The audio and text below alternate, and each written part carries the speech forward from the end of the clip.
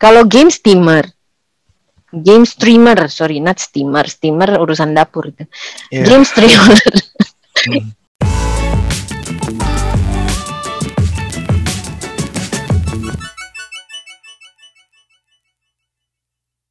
Mulainya dari mana? Modalnya apa dan segala macam. Sebenarnya memang untuk jadi game streamer itu yang modalnya berani tampil sih di depan kamera. Kayak kita gini ya. Ya, berani tampil. Intinya ya itu dia berani lah gitu kan. Ini siap di depan kamera, jago merepresentasikan sebuah game, nggak lupa juga equipment untuk caster sih, kebutuhan kayak misalnya ke kamera lah, atau ya, sekarang orang tahu ini namanya Elgato itu biar ya bagus saat mereka tuh kalau nge-streaming ya, kualitas suara, kamera dan sebagainya. Dan mereka harus commit. Jadi ya apapun yang kita kerjakan tuh memang harus ada komitmen. Jadi misalnya kayak kita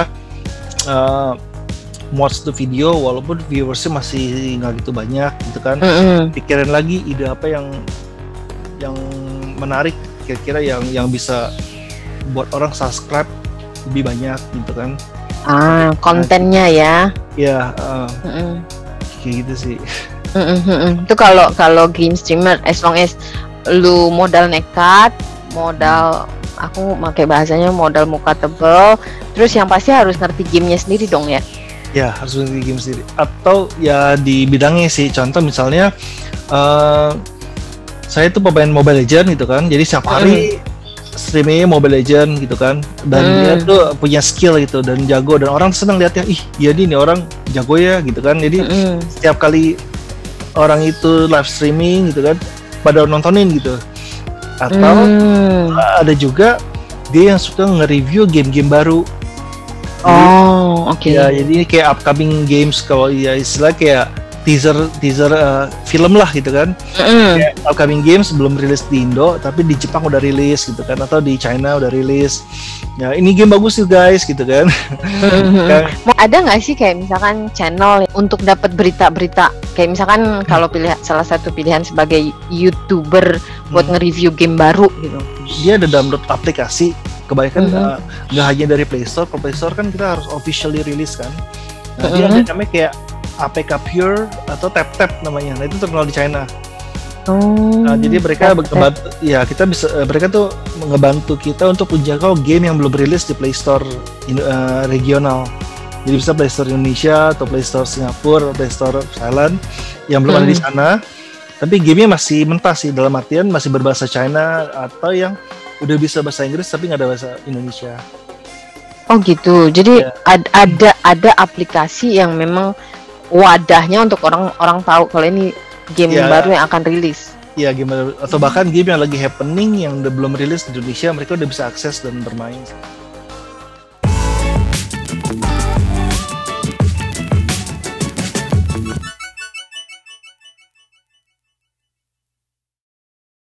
Ini yang menarik yang kedua, e-sport.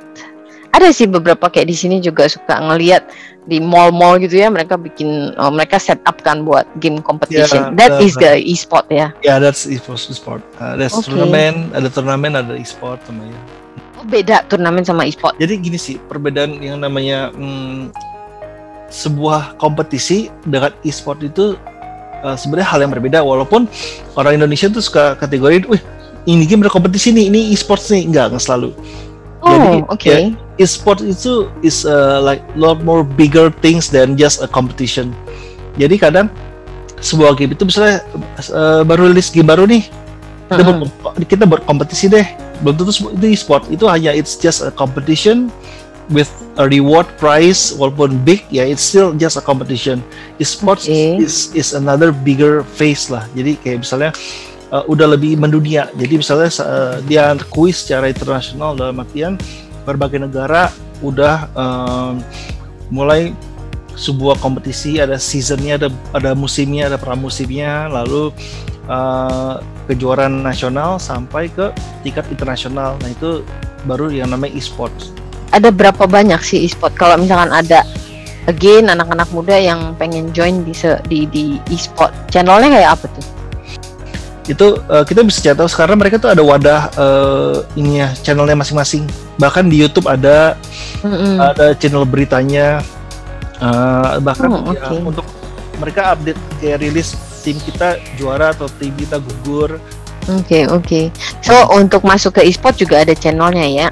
Iya, channelnya sendiri. Ada manajemen nggak sih yang ngurusin kayak e-sport gitu? Penasaran nih. Ada. Tentu kayak setiap itu pasti ada manajer, ada coach, ada bagian bisnisnya sendiri gitu kan. Atau ada juga bagian konten kayak jurnalis, content writer.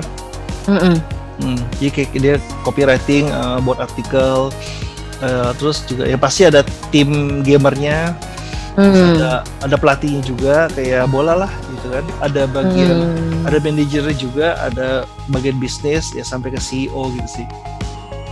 E-sport itu apa sih yang menjanjikan? Bisa aja bisnis kayak jual merchandise tim e-sportsnya gitu, misalnya channel YouTube kita dapat income dari video kita buat di channel YouTube itu kan. Ada juga dari misalnya memenangkan kompetisi game dengan hadiah yang sangat wah gitu kan. Apalagi sekarang kompetisi game tuh hadiahnya bisa dari 200.000 USD sampai 1 million USD, itu kan jumlah yang gede juga kan. Wow. Lalu kalau mereka menang pertandingan pun dapat lagi kayak orang interest in sponsorship dia tim, investor baik dari brand besar maupun investor yang memang ingin invest di dalam tim e-sport itu. Biasa investor itu karena mereka hobi atau karena mereka sekalian jualan juga nih? Ada yang hobi, ada yang melihat peluang juga. Peluang itu bisa dibilang kayak branding juga sih, bisa membawa suatu brand. Contoh misalnya Razer atau Logitech, dia kayak Coca-Cola kayak atau apa kayak gitu kan, itu bisa. Terus kalau e-sport itu ada sekolahannya nggak sih? Atau otodidak? Otodidak sih. Otodidak dari biasa pemain individual gamers. Mereka tuh bisa ada open recruitment. Kita lagi mau buat tim game ini nih. Kalau tertarik, submit kayak portofolio dan kita kayak misalnya ketemuan itu kayak tes kemampuan dia sih.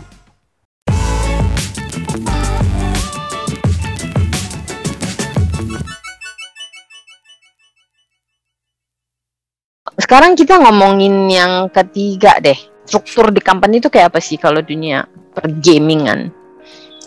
Sebenarnya sama kayak struktur company biasa aja kan, struktur company perjalanan sambil ngomongin perjalanan ya, karir di game.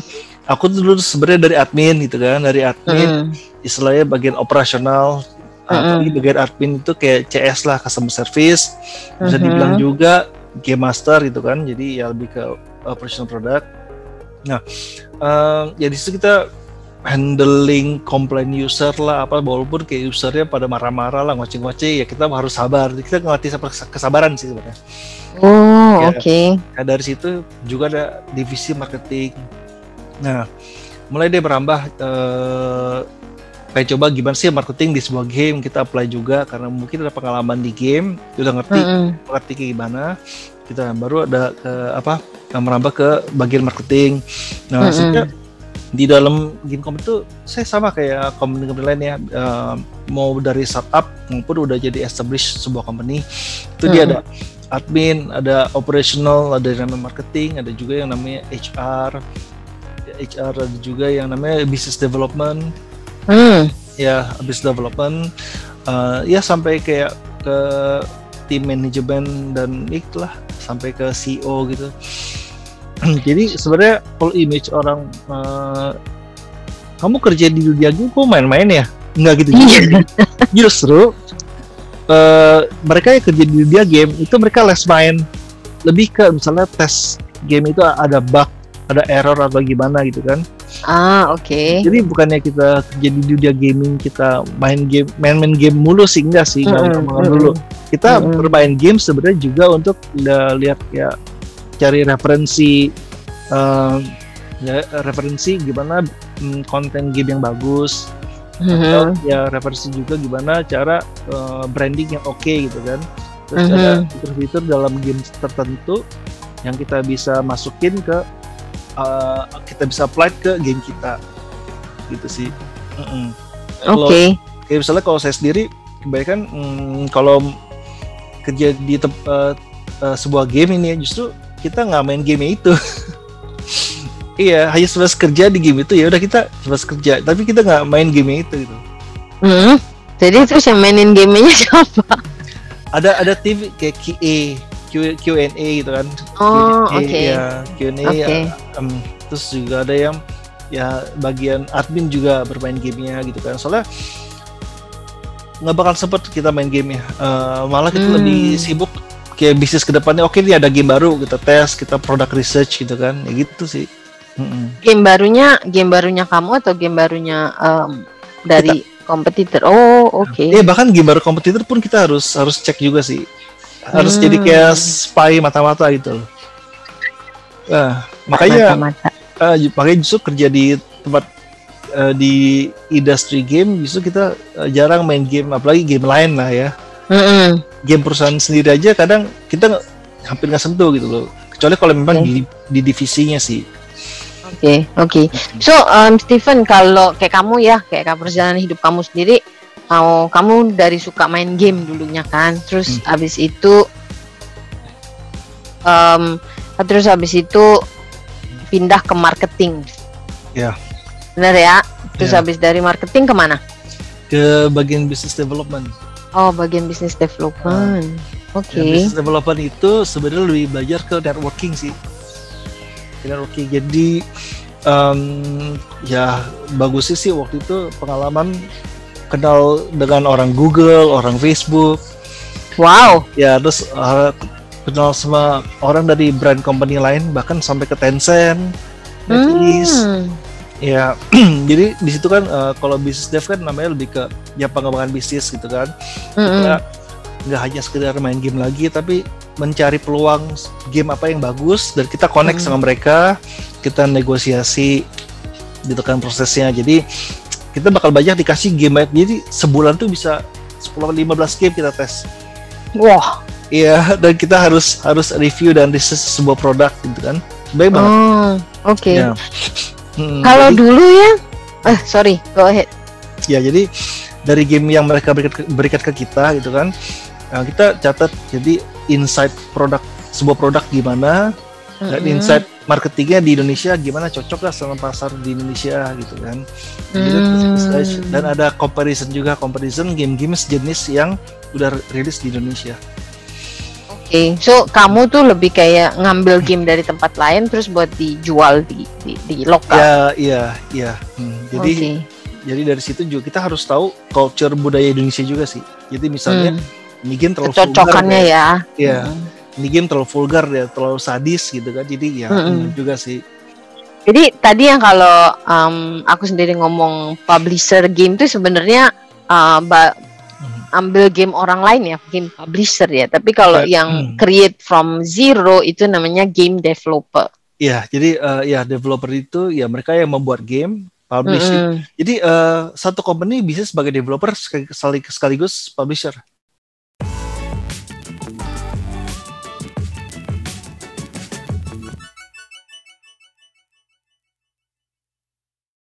Penghasilannya berapa sih kira-kira kalau orang kerja di dunia gaming? Boleh dibongkar nggak? Tergantung banget. Kalau aja sebagai kayak staff kerja di game publishing, ya sebenarnya minimal di atas UMR. Oh, di atas UMR standarnya. Sebagai admin di atas UMR gitu kan. Tapi tergantung dari company mana, mau lokal atau company yang udah internasional. Itu sih sebenarnya. Jadi kita ada levelnya sih, jadi di level junior, level middle, level senior sama head. Kalau e-sport? Kalau e-sport kurang tahu, tapi yang pasti cukup menggiurkan sih, menggiurkan lah. Yang pasti gini, kalau memang tergantung e-sportnya juga. Jadi dia e-sportnya baru startup terbentuk, jadi gaji masih setara dengan UMR gitu kan. Atau yang udah tim e-sport yang besar gitu kan, yang berani kasih gaji sangat besar juga kan. Bahkan dengar coach pelatih yang pelatih tim, which is dia seorang gamer juga tapi lebih ahli kayak misalnya cara membimbing tim, managing tim. Coach rating bisa 20-30 juta. Wow. Iya. Promising ya? Iya, promising. Jadi kalau yang benar-benar gamer mau serius banget sampai jadi coach lah ya, itu karirnya ya.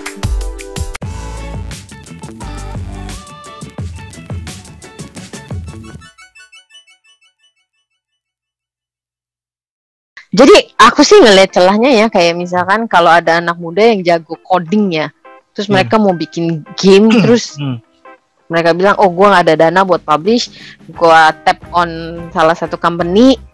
Ada kemungkinan kayak VNG juga terbuka untuk game-game developer yang indie ya, yang baru berkembang. Untuk indie, oh oke. Ya. Ya indie tuh masih, maksudnya yang developer kecil yang masih startup lah. Asal kita melihat dari portofolio mereka sih, portofolio mereka. Jadi misalnya mereka nggak hanya rilis satu game dan kita tertarik, enggak. Jadi kita melihat, wah ini sebuah game developer ada konsep sebuah game tuh menarik gitu kan. Mereka udah merepresentasikan ke kita gitu kan. Dan menarik dari segi bisnisnya, dari segi monetizingnya. Nah, tapi kita juga lihat backgroundnya juga, apakah ada success factor dari mereka, dari game yang mereka dari rilis. Nah, kita lihat potensi di situ. Ada kemungkinan besar kita bakal invest atau kita beli satu tim developer itu sih. Tapi kalau misalkan yang benar-benar baru, Steven, tadi kan kamu terus ngomong bahwa kalau kita lihat portfolionya, bla bla bla, right? Tapi kalau dia benar-benar baru pertama kali ngeliris game, anak-anak junior yang emang dasar anaknya kreatif ya, pinter ya, kadang-kadang unbelievable mereka bisa menghasilkan sesuatu, tapi nggak ada success story. Biasa kalau mereka yang awal-awal buat satu tim game development tuh mereka masih semangat, jadi nggak perlu game publishing, mereka mau coba ngerilis sendiri sesuai dengan kemampuan dan dana yang mereka ada sih. Jadi mereka rilis game kecil-kecil dulu. Gimana cara ngerilisnya, Steven? Kan sekarang udah ada platform yang namanya Google Play atau iOS. Kita bicara dalam konteks sebuah mobile game sih. Kalau untuk PC butuh effort yang lebih sih untuk game PC ya. Memang kalau untuk PC harus benar-benar walaupun itu sebuah startup company harus benar yang udah fix, yang udah oke lah, udah mantap.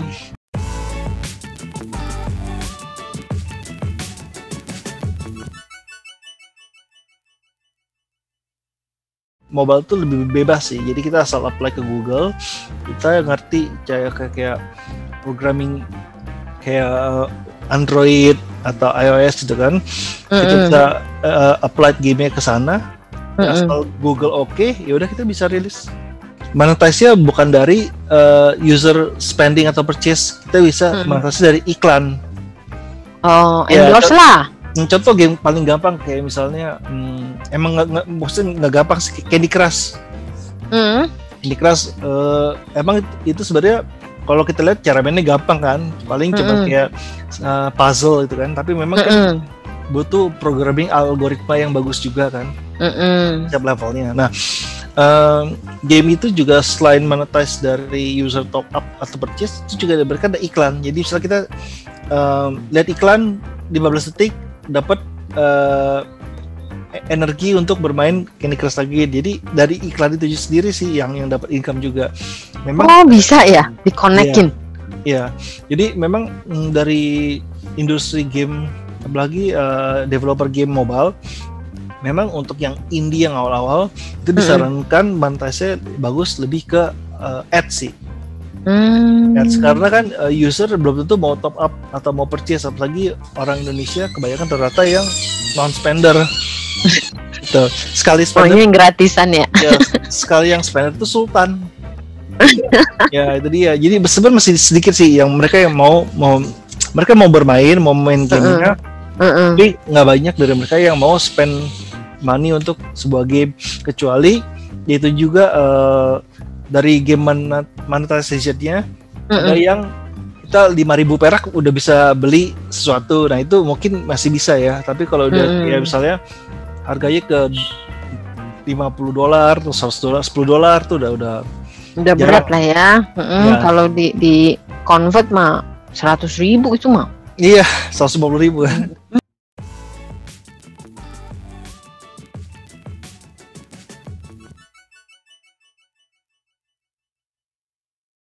Steven, kalau ada anak-anak muda yang pengen terjun ke dunia gaming, sarannya apa nih?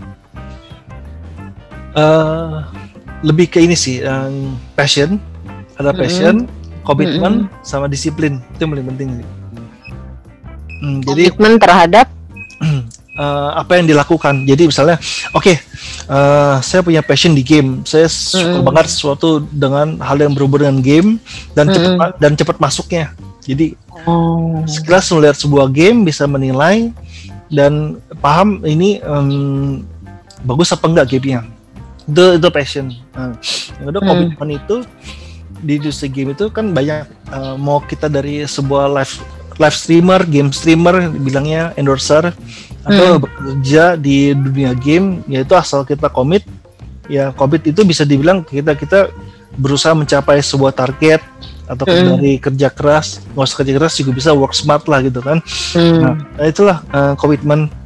Jadi benar-benar bisa fokus sama kerjaan dia gitu kan, nggak hanya misalnya coba kerja di dunia game, ternyata lebih enak ya main game, nggak jadi nah itu nggak komit. Oke. Komit terhadap tanggung jawab yang dikasih ya. Ya komit, target so bidang lah karena game kan. Jadi ya itu tuh harus ada namanya komitmen. Yang terakhir ya disiplin. Ya disiplin itu ya disebut disiplin itu general sih, ya kan. Semua yang sukses tuh butuh sebuah kedisiplinan. Betul. Jadi nggak kayak misalnya datang telat, telat, atau misalnya ada satu kerjaan mau rilis sebuah game dengan deadline misalnya 30 hari. Udah ntar aja lah urusnya, gue mau main game yang lain dulu apa segala, nggak bisa.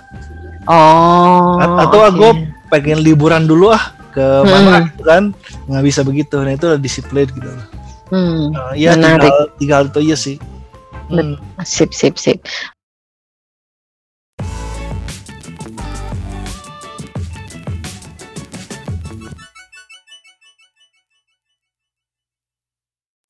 Menurut kamu game adiktif tuh kayak apa sih, dan gimana caranya supaya nggak sampai terjerumus ke sana? Gini sih, kalau anak kecil memang kita harus diatur, nggak bisa sembarangan, karena kecil tuh memang kalau sekali addicted terus-terusan dan hal lainnya pasti terbengkalai. Dari pelajaran apa segala gitu kan. Ya memang sekarang karena industri e-sport tuh banyak iming-iming anak-anak, misalnya kayak yang tanggung kayak SMP atau SMA. Ngapain gue lulus SMA, ngapain gue lulus sekolah, ngapain gue kuliah, main game aja dapat duit kayak pemain bola gitu kan, di hire dapat gaji bulanan dari tim e-sport. Ya tapi kita harus berpikir ini sih, logika sih.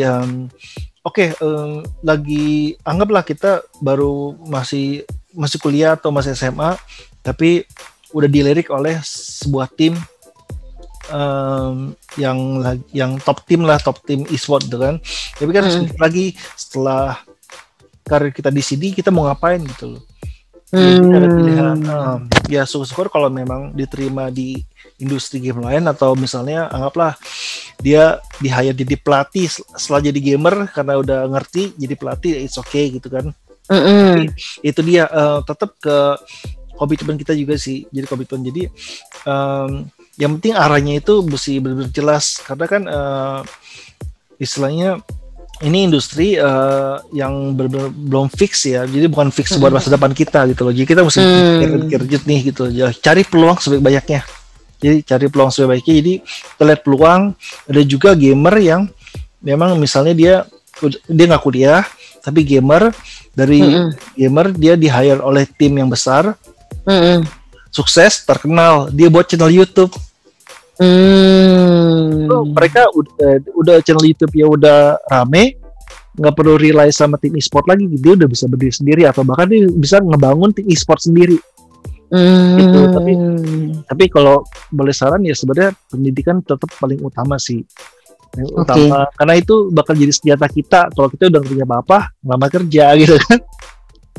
Gitu sih. Backup plan ya. Iya. Jadi misalnya kalau untuk addicted sebuah game, sebenarnya ya ada positif, ada negatif juga sih sebenarnya. Tapi kalau memang yang kita yang dari ngedidik anak-anak kecil, maksudnya yang masih teenager ke bawah kalau bisa memang dibatasin waktunya, apalagi dari orang tua sih sebenarnya.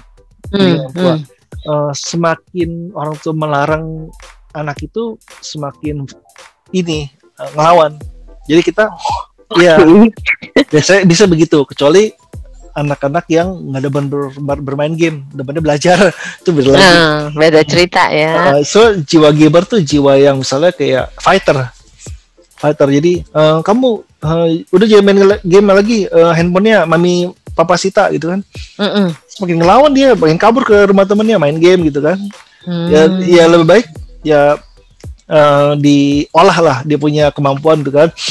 Kamu main ya udah main jam malam jam 8 sampai jam 11 habis itu tidur gitu kan, atau dari jam 7 sampai jam 10 sudah tidur gitu kan, ya. Ada sih teman yang kebetulan generasi saya ya, punya anak demen Mobile Legend, langsung disekolahin ke tim e-sport. Iya dan anaknya akhirnya sekolahnya bagus juga gitu kan, main game juga jago gitu kan, jadi ya gimana caranya tersalurkan ya. Nah itu untuk anak-anak. Menarik. Kalau untuk orang dewasa dia terlalu addicted ke game, harusnya tuh dari diri dia sendiri sih. Karena udah dewasa kan, bisa atur waktu bermain game gitu kan. Kayak contoh ya ada orang yang addicted sama satu game, tapi dia bisa bagi waktu. Jadi misalnya pulang kerja jam 9, dia misalnya bermain game dari jam 9 itu sampai jam 1 pagi baru tidur ya. Selalu bisa bagi waktunya sih. Soalnya nggak mungkin kita yang udah kerja tapi mesti dilarang orang tua, kan nggak mungkin kan. Nggak mungkin banget. Ada kemungkinannya kalau tinggal sama orang tua. Kamu nggak kerja besok, mana jam 2 pagi masih main game kan, nunggu sahur ya kan, bisa ya.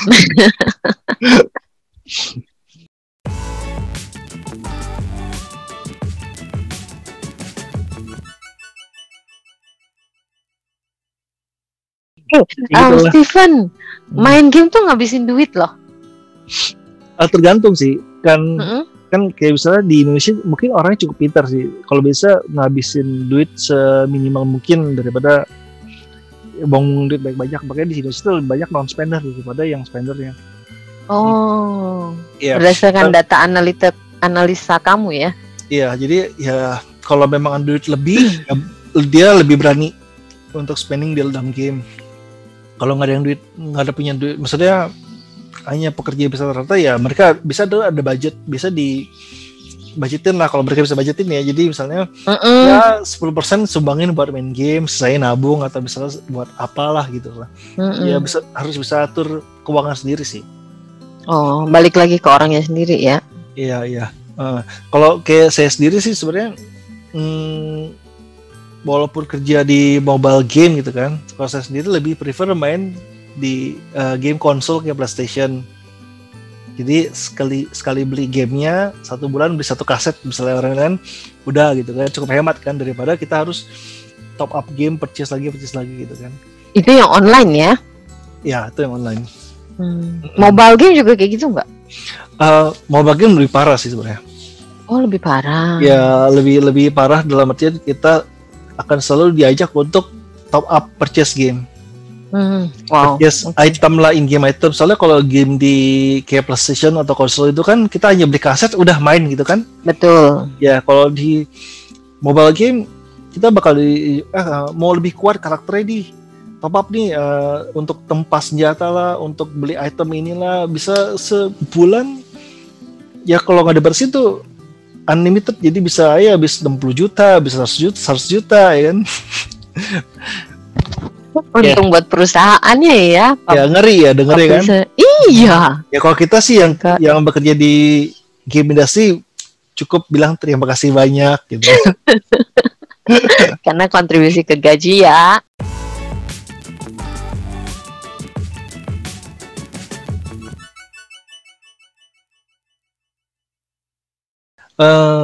Sebenarnya tantangan sih banyak banget.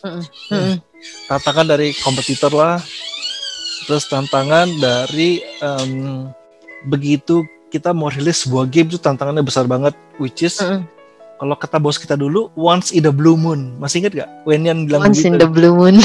Ya, jadi setiap begitu ada kita mau rilis suatu produk baru, effortnya jauh lebih besar daripada kita yang misalnya saat ini lagi maintain sebuah game ya.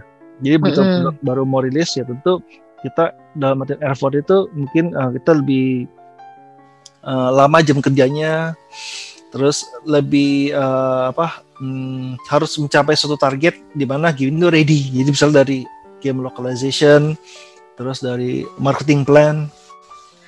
Nah dari situ kita benar dikejar sesuai target karena kita udah menjadwalkan ini game rilis misalnya 30 hari lagi. Kita harus make sure memastikan game ini rilis, dan begitu saat rilis pun semuanya super sibuk kan. Iya, bahkan dari bagian IT-nya, bagian orang network-nya atau bagian dari orang produknya itu harus standby. Ya bisa dibilang harus standby 10 jam kerja, atau misalnya mereka di rumah pun harus tetap standby apa yang terjadi gitu loh. Tapi biasa tuh mereka daripada pulang ya mendingan stay di kantor aja udah. Jadi tantangannya lebih supaya bisa mencapai target ya. Ya, mencapai target. Kita ada KPI, target pertama dari berapa user yang download atau install, kedua retention rate. Jadi kita bisa mengukur retention rate itu dari 1 hari, 7 hari, dan 30 hari. Seberapa besarkah retention rate ini? Makin besar itu makin bagus gamenya. Jadi banyak orang yang mencoba gamenya dan terus bermain. Oh, oke. So retention rate dari berapa lama tuh orang stay in the game ya? Ya, kita diukur dari 1 day, 7 day, dan 30 days. Oh, oke. Persis kayak YouTube Analytics ya, nonton berapa. Oh, oke. Interesting. Terus ada satu lagi yang memang yang terus berubah, which is zaman teknologi ya, itu terus berubah. Itu semua tantangan dari cara marketing. Adaptasi ya. Ya, adaptasi. Jadi kita bisa ngelihat sebuah tren yang lagi trending lah, tren. Jadi misalnya sekarang selain kita kayak misalnya ngiklan advertise kita punya produk, kita juga mesti lihat suatu bidang yang bisa membawa user ini bermain game kita. Jadi contoh misalnya sekarang lagi zamannya influencer, live streamer game yang tadi kita sebutin tuh. Nah itu mereka berpotensi untuk membawa user mencoba untuk install game kita. Karena biasa misalnya si A ini udah terkenal dengan gamer yang handal, dan dia bisa rekomendasikan, guys main game yang ini guys, lagi seru guys gitu kan, seru banget, grafiknya keren, fitur-fiturnya bagus banget, apa segala, orang pada install banyak gitu loh. Oh gitu, kebanyakan efeknya dari sana ya, dari review-review itu ya. Iya, nah itu sebenarnya gini sih, kalau di bisnis game tuh ada yang namanya kayak paid install sama organic install. Paid install and organic install. Paid install lebih ke CPI, cost per install, which is harga yang nggak menentu. Jadi sebenarnya kalau kayak CPI itu bisa paling murah tuh $0.6 per install. Tapi semakin lama itu bisa naik karena kita hanya rely untuk CPI, di mana yang 0,6, 0,8 bisa naik sampai $1-2. Nah, menjaga stabil itu, biar stabil kita butuh yang namanya organic install. Organic install ini lebih ke mereka yang download tanpa terpengaruh dari ads. Nah, itulah kita butuh para influencer, endorser untuk ngajak teman-temannya, ngajak followernya untuk install game kita. Jadi kita hanya bayar ke influencer itu.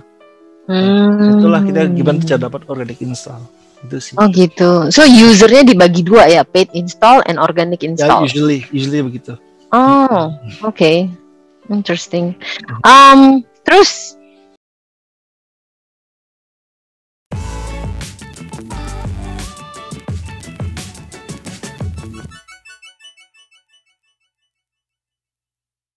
untuk yang masih muda-muda nih ya kan, ada ya tentu punya hobi ya kan, hobi-hobi yang positif ya, jangan hobi yang negatif gitu kan, dan punya passion di satu bidang tertentu gitu kan, jangan takut coba aja lakukan. Kalau nggak mencoba ya kita mana tahu hasilnya kayak gimana gitu kan. Jika asal kita punya sebuah passion di hal tersebut, mau baik game itu atau mau hal yang lain juga, ya coba ya jalankan. Terus jangan lupa juga yang namanya perubahan zaman, hal-hal yang trending itu harus kita peka terhadap hal itu, karena itu akan menjadi ya fondasi atau dasar gimana kita akan melakukan suatu pekerjaan sih. Okidoki, thank you so much Stephen Chia for your time sama-sama. untuk sharingnya. Semoga apapun yang kamu sharing, baik dalam bidang industri, pengalaman hidup, sama saran-sarannya berguna buat para YouTube watcher kita. Siap. Thank you so much. Take care ya. Biar ada. Bye-bye.